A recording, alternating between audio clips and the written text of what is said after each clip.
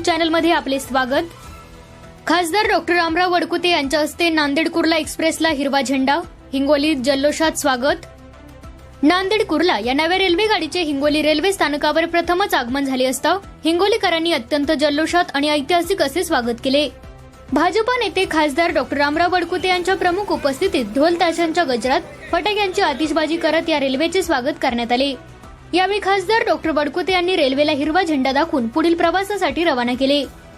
या नव्या रेल्वे सुविधेमुळे हिंगोली जिल्ह्यातील नागरिक, उच्च शिक्षणासाठी जाणारे विद्यार्थी आणि व्यापारी वर्गाला थेट मुंबई कुर्ला गाठण्यासाठी एक हक्काचा व सोयीचा मार्ग उपलब्ध झाला आहे।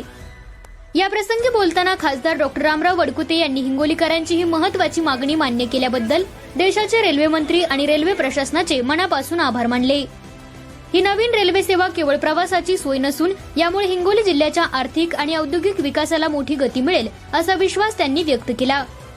यावेळी भाजपा युवा मोर्चा जिल्हाध्यक्ष शिवाजीराव मुटकुळे, माजी जिल्हाध्यक्ष फुलाजीराव शिंदे, युवा नेते शशिकांत वडकुते, सुनीताताई मुळे, जिल्हा प्रवक्ता विलास गोरे, संजय कावडे, रजनीश पुरोहित, बाबाराव गुगे, निखिल बांगर, शिवा गुगे, कृष्णा रोहटिया, रजनी पाटील, माणिक लोढे, कैलास शहाणे, बंडू करहळे, गुड्डू देवकते आदींची उपस्थिती होती। तसेच रेल्वे समितीचे राकेश भट्ट, गोवर्धन अण्णा वीर कुंवर, नंदकिशोर तोष्णीवाल, खलील बेलदार, आबेद अली जागीरदार, जेठानंद नेनवानी, गणेश भैया साहू, शेख नौमान यांच्यासह रेल्वे विभागाचे वरिष्ठ अधिकारी, जिल्ह्यातील रेल्वे समितीचे पदाधिकारी, स्थानिक लोकप्रतिनिधी, रेल्वे प्रेमी आणि नागरिक मोठ्या संख्येने उपस्थित होते। A7 न्यूज चॅनलसाठी अनिस अहमद, हिंगोली। भारतीय जनता पक्षाचा जय हो। पंतप्रधान नरेंद्र भाई मोदी तुम आगे बढ़ो, हम तुम्हारे साथ हैं। रेलवे मंत्री वैष्णवांचा जय हो। मुख्यमंत्री फडणवीस साहेबांचा जय हो। रामराव वडकुते साहब आगे बढ़ो, हम तुम्हारे साथ हैं। रामराव वडकुते साहब आगे बढ़ो, हम तुम्हारे साथ हैं।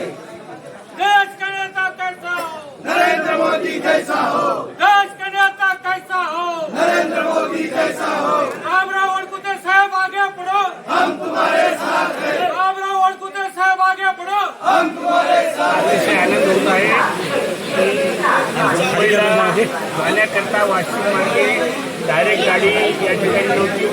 हिंगोलीवरून परभणी जवळ होतं, एक गाडी सुरू करायची तिचा वेळ बरोबर नव्हता, म्हणून आता ही गाडी सकाळी 11 वाजता नांदेडहून निघून मुंबईला सकाळी 4ला पोहोचणार आहे।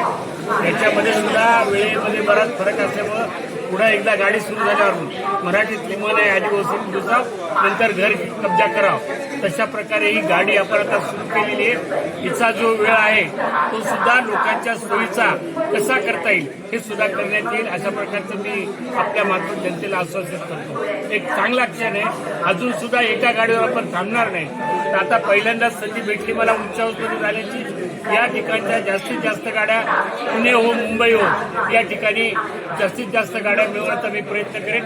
तशा प्रकारची एक वेळेस माझी रेल्वे मंत्र्यांची बैठक सुद्धा झाली, फक्त ट्रॅकची माहिती घेऊन ते नवीन गाडीची मान्यता देण्याची त्यांनी मला तयारी दर्शवलेली आहे।